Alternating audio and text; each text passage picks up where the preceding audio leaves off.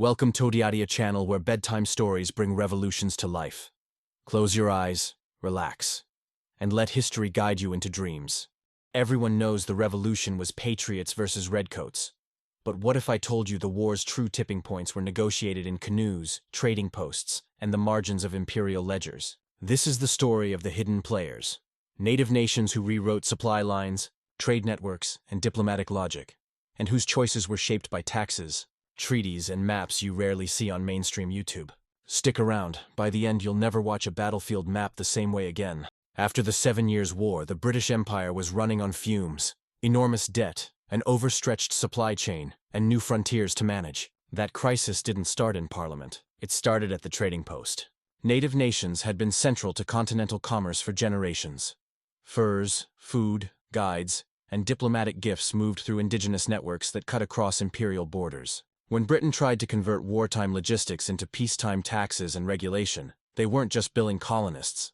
They were reordering an indigenous-led economy. Expect to hear voices from colonial accountants, fur traders, and a long-neglected ledger where alliances really show up. To understand alliances, you have to read the margins of maps, river confluences, canoe routes, and wintering grounds for beaver pelts. Colonial maps often underplayed indigenous connectivity. But the real map of commerce was made by indigenous middlemen and seasonal camps. These nodes directed the flow of trade goods toward British forts, French posts, and emerging American coastal markets. Which side native nations favored often came down to which empire paid on time, kept gift protocols, and allowed access to important hunting grounds, not abstract loyalty to flags. Gift diplomacy after the French retreat was a political shock. The French had long reinforced loyalty through the costly ritual of presents. When Britain took over, some officials stopped that practice almost overnight. That withdrawal undermined pro-British leaders in many nations and pushed neutral or dissatisfied nations toward alternative strategies. Some toward open resistance, others toward strategic alliances with rebels or loyalists. The consequences were immediate.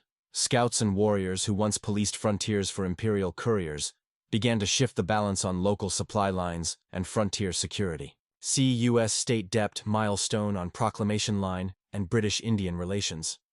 The Stamp Act and the taxes that followed weren't only about colonial paper. They were fiscal responses to imperial logistics. Parliament argued taxes would pay troop garrisons, and the imperial overhead left from the 7 Years' War. But those same soldiers and supply chains needed indigenous cooperation to function in the interior. In that sense, taxation policy and native diplomacy were two halves of the same imperial problem. How to make a sprawling North American empire pay for itself without losing the local networks that sustained it.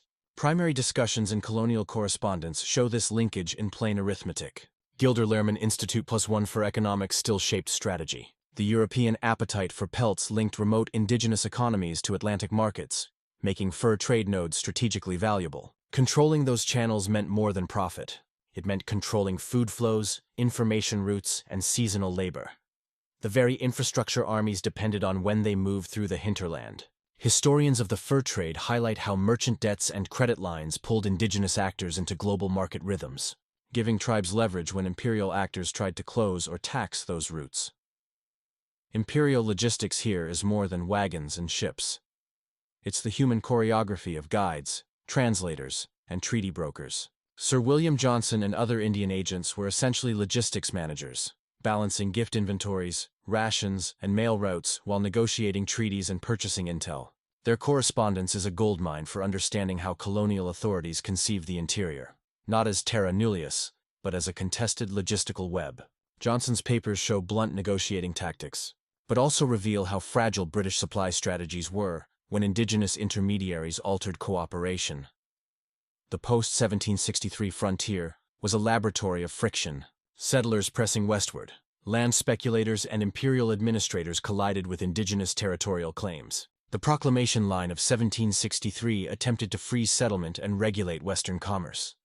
But enforcement was expensive and selective. Indigenous nations were quick to exploit these contradictions. Some pressed for British enforcement of settler restrictions to protect hunting grounds. Others pushed settlers into trade partnerships to secure firearms and goods. The result was a patchwork of local treaties, raids, and realpolitik that historians often summarize too simply as frontier violence. Alliances were pragmatic, often multivalent, a nation could provide scouts to British columns in one season, raid loyalist farms the next, and negotiate a neutral truce in winter. This flexibility is why the binary loyalist-patriot map looks misleading. Maps drawn by colonists flatten a three-dimensional political economy into color-coded blocks. Indigenous leaders navigated inter-imperial competition with a focus on sustaining communities, controlling trade access, and protecting kin networks, sometimes by switching partners when advantages shifted. If you look at treaties and letters in the archival record, you see bargaining over precise supplies: rum, kettles, gunpowder, and lead. These were not luxury gifts, they were infrastructure. A gifted keg of powder could fuel a seasonal hunting party, equip a militia ward, or bind gratitude to an agent. The material specificity found in inventories and invoices transforms diplomatic language. Friendship was often negotiated in the same sentences as amount of woolen cloth or number of musket rounds. British military planners often assumed native allies would be predictable auxiliaries. American revolutionaries sometimes assumed indigenous resistance would be uniform. Neither was true. For example, the Six Nations Confederacy fractured under local pressures, and leaders on different councils made divergent strategic choices based on their own economic ties to fur traders or their proximity to settler farms. The result was a mosaic of campaigns across the middle ground, alliances that shifted with seasons, debts, and the behavior of settlers. The archives also show how economic interests shaped narratives. Merchants, land speculators, and Indian agents wrote to London or to colonial assemblies with vested language designed to influence budgets. Their correspondence created a feedback loop. Economic anxieties produced policy, and policy reconfigured economic incentives. When Parliament debated levies, British ministers were partly responding to petitions and intelligence about land values, trade revenues, and the cost of maintaining Western forts, not abstract ideology alone. Many mainstream retellings erase the maps merchants used to make their arguments. Those maps aren't pretty. They are transactional, showing fur routes, trade posts, and seasonal encampments. Reading them alongside invoices and letters lets us reconstruct why a particular creek or port mattered. A single bend in a river could be the hinge of a trade chain that supplied entire regiments. Losing it meant rerouting logistics through longer, more expensive channels, and weakening disciplinary reach over frontier settlements. The post-war credit crisis also mattered. Colonists who had been paid in paper notes during wartime suddenly faced specie shortages. European creditors called loans due, and Indian suppliers expected settled payments. Defaulting on those obligations had local effects. Trade partners withheld supplies, warriors refused to supply scouts, and some nations sought British compensation rather than American promises. Financial fragility thus translated quickly into security fragility in border regions. Sometimes alliances were defensive strategies to manage refugee flows and resettlement. Nations east of the Appalachians, seeing settlers push through hunting grounds, entered pacts to resist or to extract concessions. These pacts weren't always aggressive. Sometimes they were negotiation tools to force recognition of boundaries, yet colonists often misread them as hostile, which escalated incidents into larger military responses and fed cycles of retaliation. Letters from Indian agents reveal an obsession with predictability. They wanted predictable gift cycles, stable trade credits, and enforceable lines to prevent settlers from undermining diplomacy. When those elements failed, agents reported rising unrest and threatened frontier supply lines. Reading those letters alongside British Treasury memoranda shows how colonial administrators equated loss of indigenous cooperation with logistical collapse, or worrying calculus when your garrison strength depended on local intelligence and steady food supplies. Think of the diplomatic calendar after 1763, like an accounts ledger kept in skin and ink. Winter councils, spring hunts, and the arrival of presents all marked due dates for political favors. Native leaders tracked credit and creditors with the same seriousness a merchant did. Missed deliveries were noticed, debts tallied, and reputations adjusted. That's why so many council minutes and agent letters sound less like poetry and more like bookkeeping. Blankets promised, powder shipped, kettle undelivered. Those transactional rhythms mattered because gifts weren't mere ceremony. They were payment in kind for scouts, for safe passage, for policing portages. When agents logged inventories next to minutes, they were literally accounting for peace, keeping balance sheets so garrisons could rely on local cooperation and so traders could keep routes open.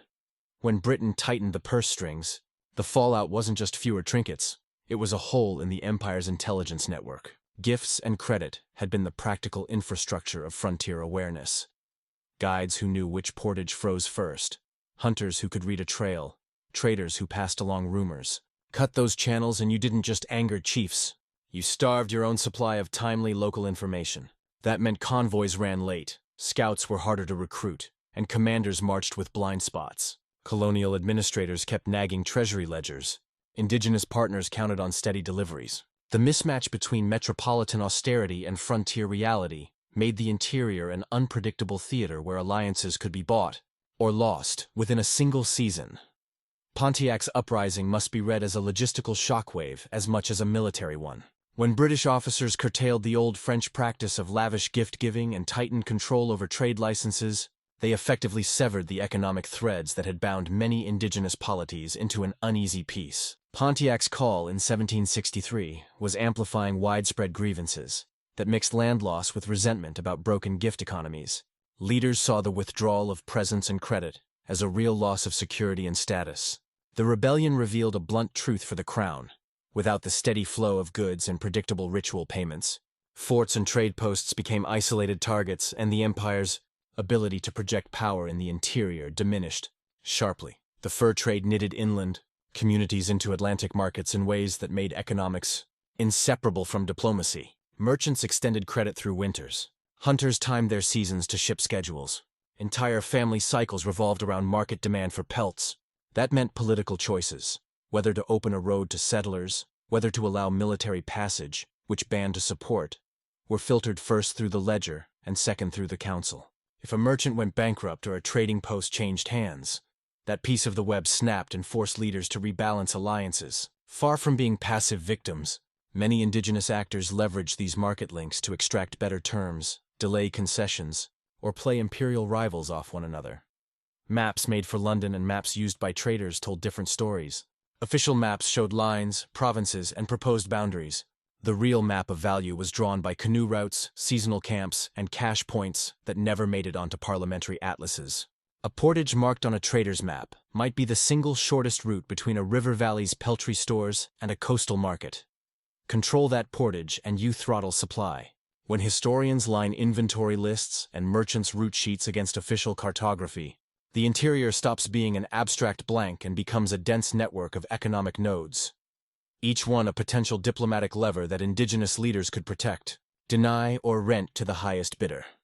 William Johnson's correspondence and receipts are a practical demonstration of diplomacy as logistics. In his papers, you'll find council minutes right beside invoices for kettles, gunflints, and rum. The paperwork of friendship. Johnson wasn't only negotiating policy, he was managing a warehouse of goodwill, balancing how many blankets to give to keep a sachem loyal, and how much powder to allocate for seasonal hunts, so the community didn't slip toward rival traders. Those documents make clear that Indian affairs officers functioned partly as quartermasters.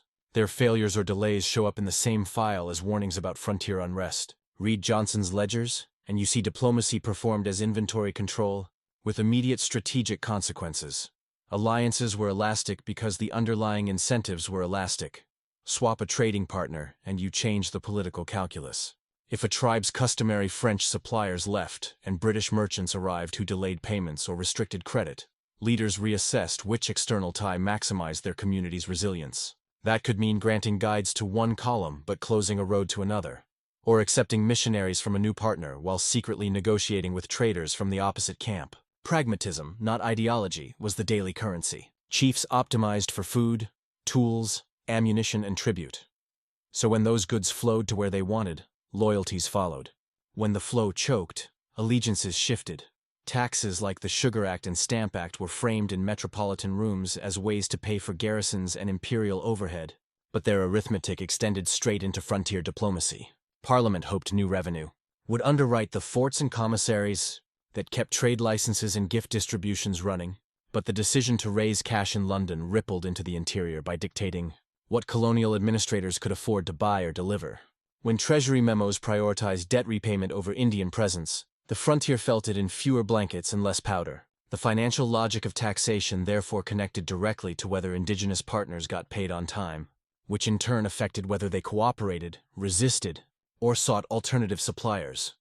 Treaties like Fort Stanwix, 1768, are often read as boundary lines. But they were also big economic settlements. The 1768 conference didn't only redraw space, it recorded payments in goods and cash intended to redirect trade and stabilize contested valleys. Gift distributions and lump sum payments.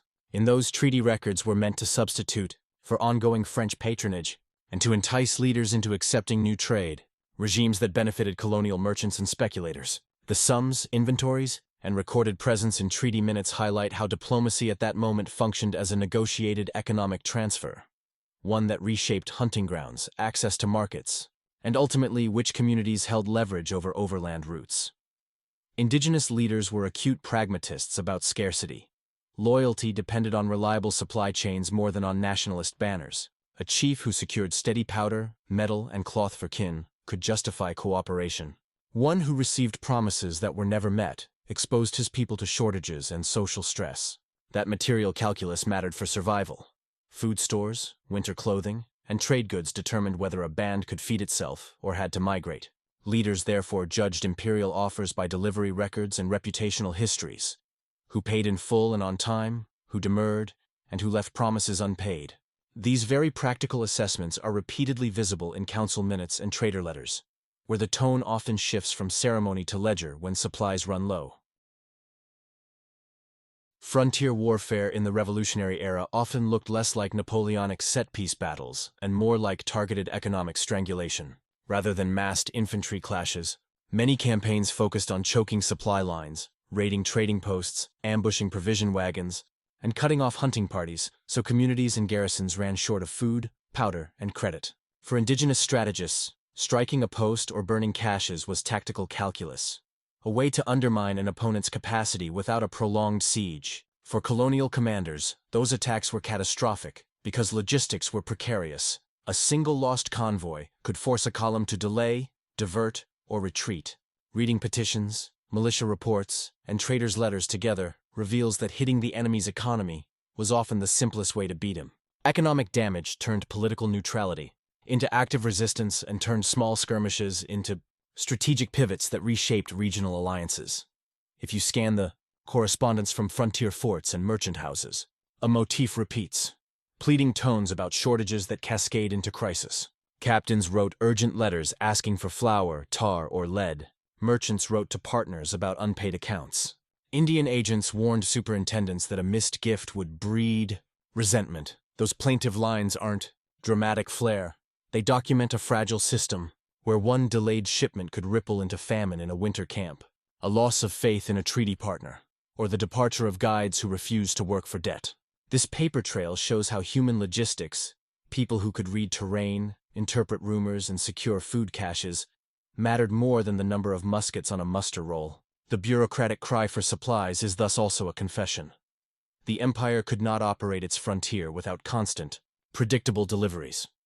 The continental interior was a quilt of microeconomies rather than a monolithic theater. Some valleys hummed with fur trade activity and merchant credit.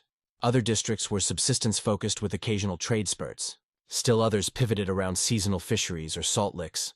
That variability produced different political logics. Regions tied to deep, reliable trade networks had stronger leverage when negotiating with empires, while marginal zones, starved of regular commerce, were more susceptible to coercion or migration. Indigenous leaders judged each locality by its market connections. Whether a nearby post kept fair credit, whether a river route led to a dependable merchant, whether settlers respected boundary norms. Thus, local economic density often predicted diplomatic resilience. The better connected a region, the more bargaining power its leaders possessed. Economic pressure sometimes forged temporary coalitions among disparate bands, alliances that were tactical and fragile but could be decisive. When multiple communities faced encroachment or the drying up of traditional markets, they sometimes coordinated to demand restitution or enforce boundary claims, pooling scouts, warriors, and embargoes on trade. These coalitions could shut a corridor or secure a negotiation table, but they were rarely durable because they depended on short-term alignment of material interests. Once payments resumed, or a merchant offered better credit, the coalition might dissolve. Histories that treat native unity as monolithic miss this transactional dance. The same leaders who stood shoulder to shoulder in one season might split in the next when credit, goods, or food flows changed direction. Administrative correspondence from Indian departments reads almost quarterly, reports on blanket inventories, lists of flint purchases, and notes on who had received presents this season. For many administrators, diplomacy was a bookkeeping problem. Match gifts to chiefs, and you secure patrols and peace. Those office habits produced a cadence. Administrators who understood seasonality and monetary flows could stabilize volatile regions. Those who treated diplomacy as ceremonial platitude discovered that ceremonies without the goods were empty. The record shows a direct link between administrative competence in provisioning and frontier stability. When ledgers balanced and stores were full, treaties held longer. When shelves were bare and invoices unpaid, unrest grew. Supply disruptions forced demographic shifts, not just military ones. If trading posts moved, credit lines shut, or hunting grounds became contested, families sometimes traveled farther to reach necessities, or they resettled closer to a new post that offered better terms. Those migrations altered the demographic map and created fresh points of friction with settlers and other bands. Movement changed the calculus of defense and alliance. A band that relocated to be near a reliable merchant might find itself closer to hostile townships, while another band pushed into new hunting grounds could inadvertently spark conflict with neighbors. Placing migration at the center of this story helps explain why some regions erupted into violence. It wasn't only ideology, it was a scramble for livable economics. Rumors and reputations carried enormous weight in frontier marketplaces. A whisper that a merchant had stopped credit, or that a governor had reneged on last year's presents, could spread faster than official proclamations and prod entire communities to alter alliances. Traders' letters double as intelligence briefs, noting who had fallen into debt, which captain had been robbed, or which sachem complained about unpaid goods. Those small-scale exchanges mattered geopolitically, because they predicted shifts in cooperation before formal councils met. In a world where written enforceability was uncertain, reputation often served as the enforcement mechanism, and rumors functioned like an early warning system for diplomatic instability. When the revolutionary conflict began, both rebel and crown agents raced to purchase influence in the interior. Congress authorized bounties and trade concessions. Crown agents offered presents and promises of regulation. The choice facing many native leaders was starkly material. Which patron would guarantee steady powder, tools, and market access for the coming seasons? That calculus produced a patchwork of allegiances that often ran across what we now call party lines. Some bands hedged bets by negotiating with both sides. Others took firm stances based on prior credit histories. The result was a theater in which insurgent pamphlets and imperial decrees mattered less than consistent deliveries and trustworthy merchants, commanders, who incorporated indigenous logistical realities into their strategy fared better than those who relied on parade ground assumptions. Generals who scheduled rendezvous at known cash points, contracted local guides familiar with seasonal portages, and respected gift protocols secured smoother campaigns. Commanders who ignored that local knowledge found themselves short of provisions, unable to recruit scouts, and vulnerable to ambushes at choke points. Military successes and failures often hinged on these choices. The archival record contains after-action complaints about missed supplies, as often as it celebrates battlefield bravery. Thus, practical logistics often determined which maneuvers were feasible and which plans collapsed. Finally, don't underestimate rivers. They were the interior's arteries and canoe traffic its freight system. Colonists could build roads, but canoes moved goods faster and deeper into the continent than wagon tracks for much of the period. Whoever controlled river confluences, portages, and seasonal staging points could throttle supplies to an army or open corridors for trade. That's why so much diplomatic energy and occasional conflict centered on seemingly obscure creeks and bends in the river. Control there meant access to food caches, a route to market, or a way to sneak a supply convoy. Layering riverine networks onto troop movements and trade maps reveals a quieter truth. The revolution's logistics were often decided on water, and native knowledge of those waterways made them indispensable partners or dangerous opponents. The archive is full of competing stories. Merchants frame frontier collapse as a finance problem, Indian agents write of insulted rituals, and indigenous councils record betrayals in the blunt language of missing goods. That's not coincidence. These are different angles on the same systemic failure. Read a merchant's ledger next to a sachem's speech, and you'll see mirrored anxieties. One worries about credit and market timing, the other about whether promised blankets and powder will arrive before winter. Those narratives don't cancel each other out. They illuminate how economic breakdown, diplomatic neglect, and local rumor all fed the same crisis of cooperation. Treaties and council minutes often look ceremonial, until you noticed the appended inventories, lists of kettles, blankets, and pounds of gunpowder. Those goods were the currency of influence. Chiefs kept mental ledgers.